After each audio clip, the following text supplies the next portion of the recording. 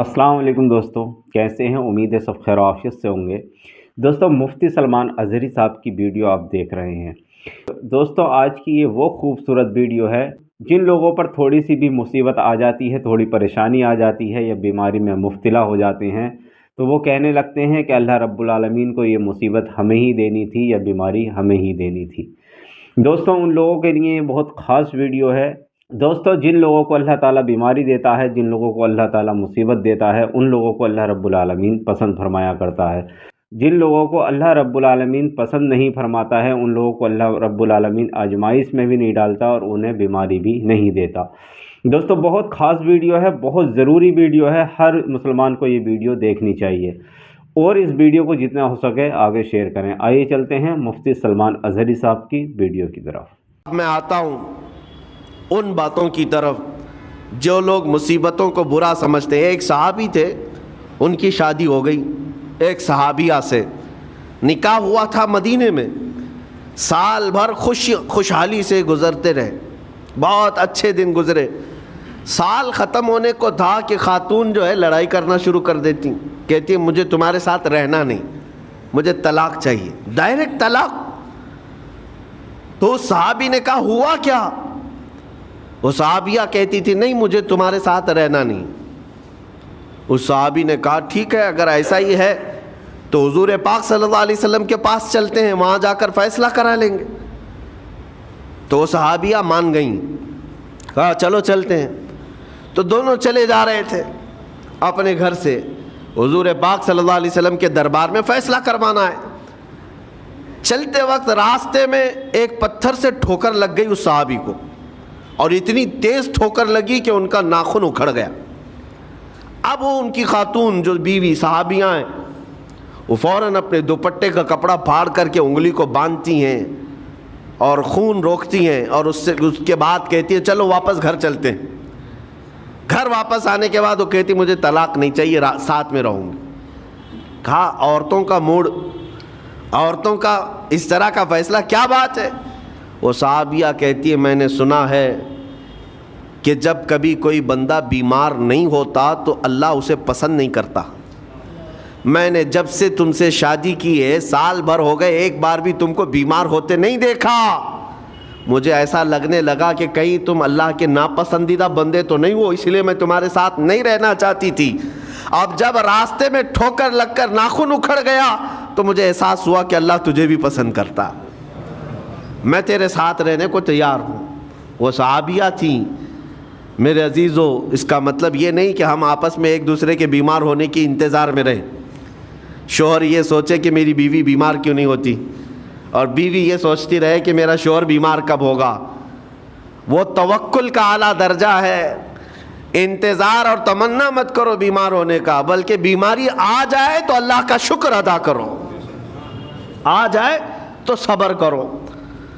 अजीज़ा ने गिरामी वक़ार, हम आज इमाम हुसैन और उनके रफ़क़ाए गिरामी रिज़वानुल्लाहि अलैहिम अजमाइन को याद करते हैं तो सिर्फ रोने के लिए नहीं या सिर्फ गम मनाने के लिए नहीं, बल्कि दास्तान करबला सुनाने का एक अजीम मकसद ये होता है कि नौजवानों के अंदर, बल्कि बूढ़े और बच्चों के अंदर भी ईमानी जज्बा ऐसा आ जाए कि वो हर मुसीबत पर डट कर खड़े हो सकें, हर यजीदी का मुकाबला कर सकें।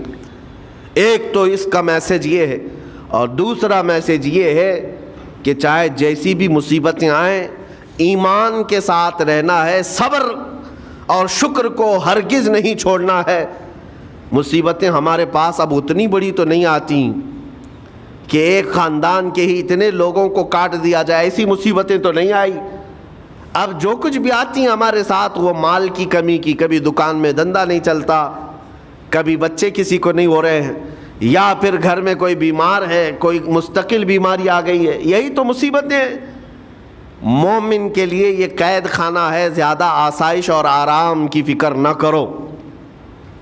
ये दुनिया मोमिन के लिए कैद खाना है। इसीलिए शायर ने क्या खूब कहा, जब किसी का इंतकाल होता है, एक सच्चे मोमिन का इंतकाल होता है, तो लोग कहते फ़ला मर गया, फ़ला मर गया। तो एक शायर ने बहुत अच्छे अंदाज से कहा है कि कौन कहता है कि मोमिन मर गया, جو سچا مومن ہے اس کے لیے کہہ رہا ہوں. وہ شاعر نے کہا کون کہتا ہے کہ مومن مر گیا, قید سے چھوٹا وہ اپنے گھر گیا. حقیقت تو یہ, قید سے چھوٹا وہ اپنے گھر گیا.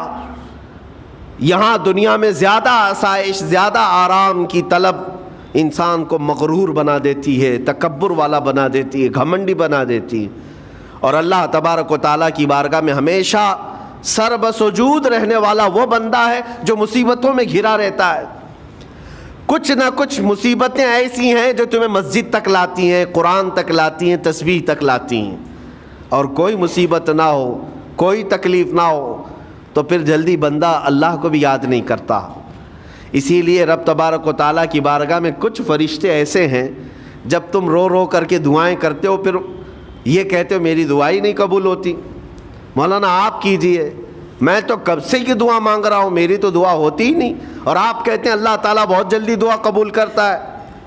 یہ نا امیدی تمہاری اللہ تعالیٰ کی ذات سے ہرگز جائز نہیں. لیکن میں وجہ بھی بتا دیتا ہوں, کچھ فرشتے ایسے ہیں جو تمہاری دعائیں سن سن کر کے اللہ سے کہتے مولا یہ بندہ کتنا مانگ رہا ہے, تو قبول کیوں نہیں کرتا. رب تبارک و تعالیٰ یہ جو مانگ رہا ہے اسے دے کیوں نہیں دیتا. رب تعالیٰ فرماتا ہے فرشتوں میں بھی سن رہا ہوں اس کے مانگنے کو, اس کی دعاؤں کو, اگر میں ابھی اس کو دے دوں تو وہ مانگنا بند کر دے گا, اور اس کا مانگنا مجھے اچھا لگتا ہے, جب تک وہ مانگتا رہے گا میں اسے پسند کرتا رہوں گا. ایک وجہ یہ بھی ہوتی ہے تم مایوس ہو کر کے چھوڑ دیتے ہو کہ اب کیا دعا کرنا, اتنے دنوں سے کر ہی رہا تھا, کچھ نہیں ہوتا. اگر تمہاری دعاؤں کا اثر جلدی نظر نہیں آتا تو رحمان تمہاری دعائیں سن رہا ہے اور وہ تمہاری دعائیں پسند بھی کر رہا ہے. میرے عزیزو, یہ تمام حالات میں آپ اللہ تبارک و تعالیٰ کی بارگاہ میں کثرت سے دعا ہی کریں اور مانگا ہی کریں جب مصیبتیں آئیں. آج کے حالات بھی ہماری آزمائش کے حالات ہیں. آج کا جو دور ہے وہ بھی ایک یزیدی دور ہے. یہاں پر جگہ جگہ جو مسلمانوں کے ساتھ حالات ہیں یہ ہمارے لیے آزمائش کا دور ہے, بہت بڑا امتحان چل رہا ہے. ان حالات میں مسلمانوں کو چاہیے وہ اپنے ایمان کے ساتھ ڈٹے رہیں, استقامت. مولا حسین کے سبق کو پڑھیں. اس وقت تو ان کی گردنوں پر تلواریں تھیں, ان کے بچوں کے سینے چھدے ہوئے تھے تیروں سے, لیکن وہ ڈٹے ہوئے تھے میرے مصطفیٰ کی شریعت پر. آج ابھی تمہارے سینوں پر بندوق کی گولیاں نہیں لگائی گئیں, ابھی تمہارے اوپر اتنی بڑی مصیبتیں نہیں آئیں, لیکن میں پھر بھی دیکھتا ہوں نوجوانوں کو کہ کوئی مصیبت نہ آنے کے باوجود بھی تم اسلام کے ساتھ کھلواڑ کر رہے ہو. میرے آقا کی سنتوں کو پیٹھ پیچھے پھینک کر کے تم تو بازاروں کی زینت بننا پسند کرتے ہو. اکثر لوگوں کو ہم نے دیکھا آج مجرے کرنے والوں کی کثرت یہ ہمارے نوجوان بچوں کی ہے. یہ اپنے جسموں کی نمائش کرنا اس کو فیشن سمجھتے نہیں. میرے عزیزو, امت مصطفیٰ اور وہ بھی امام حسن اور امام حسین کے غلام اس مردار دنیا پر کبھی بھی اپنی حکومت نہیں چاہتے.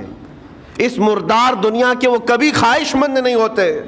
لیکن جن نوجوانوں کو آج ہم ان خواہشات کی پیروی کرتے ہوئے دیکھ رہے, افسوس ہوتا ہے, افسوس ہوتا ہے. آج کے حالات میں تم بھی سنبھل جاؤ, کیونکہ ایک بہت بڑی جنریشن تمہارے پیچھے ہے اور وہ تمہیں دیکھ کر کے نقل کرے گی. اگر آج تمہارا راستہ بگڑ گیا تو یہ جو چھوٹے بچے ہیں وہ بگڑے ہوئے راستے کو ہی اسلام سمجھنے لگ جائیں گے, وہ اسی بگڑے ہوئے راستے کو ہی صحیح راستہ سمجھ بیٹھے. دوستو, آپ نے مفتی سلمان اظہری صاحب کو سنا. بہت اچھا پیغام, بہت عمدہ پیغام جو آج کے ٹائم کے لیے بہت ضروری ہے, وہ پیغام مفتی سلمان اظہری صاحب نے آپ اور ہم سب کو دیا. دوستو, اس سب کو لے کر کے آپ کی کیا رائے ہے ایک بار کمنٹ میں ضرور بتائیے گا. جتنا ہو سکے اس ویڈیو کو آگے شیئر کریے گا اور ہمارے چینل کو سبسکرائب کیجیے گا. السلام علیکم ورحمۃ اللہ.